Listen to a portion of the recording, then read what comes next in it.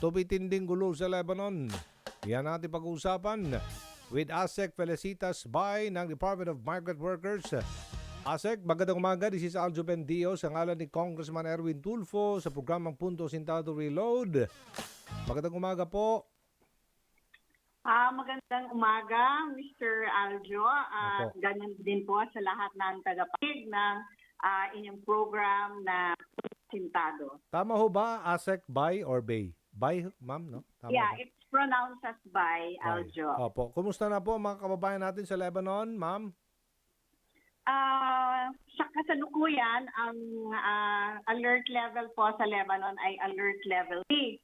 So, wala pong sa awa po ng Panginoon, wala po tayong mga Filipino workers or overseas Filipinos affected by the bombings and explosions na nagkaroon nung the last September 27, and may mga panaka-naka pong mga pagsabog sa katimugan ng suburb ng Beirut. So wala po tayong na report na meron pong mga Filipinos affected. But tuloy po yung ating pagdarasal na hindi lamang sa mga Pilipino, kundi sa lahat ng residente ng Lebanon. Sila ba'y nagkakaroon ba tayo ng tinatawag na pwersahan ng repatriation, ASEC?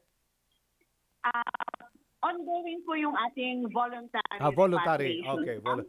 Mabagal daw yung proseso ng repatriation, ma'am. Mabagal daw ang proseso ng repatriation.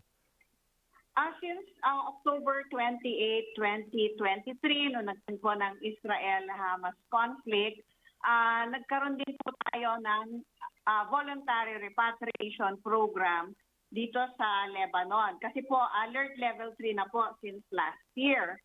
So, tuloy-tuloy po yung ating repatriation program. Sa last September 26, dapat po ay may arrival na 15 OFWs. Subalit, hindi po sila natuloy sapagkat nagkaroon ng suspension of flights yung airlines.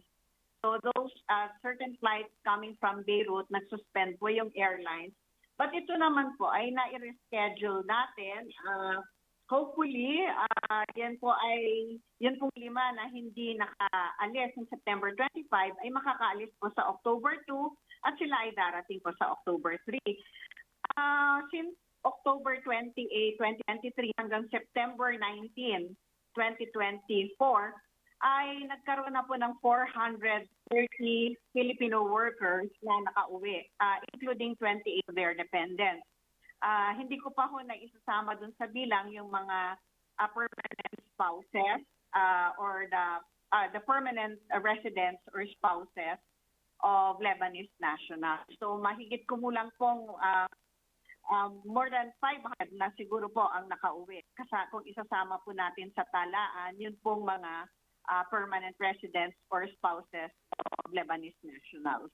Ang isa pang problema nila, ASEC, yung passport daw nila ay hawak ng kanilang mga employer at ayaw ibigay sa kanila. Kaya hindi sila makapaghain ng repatriation. Apo.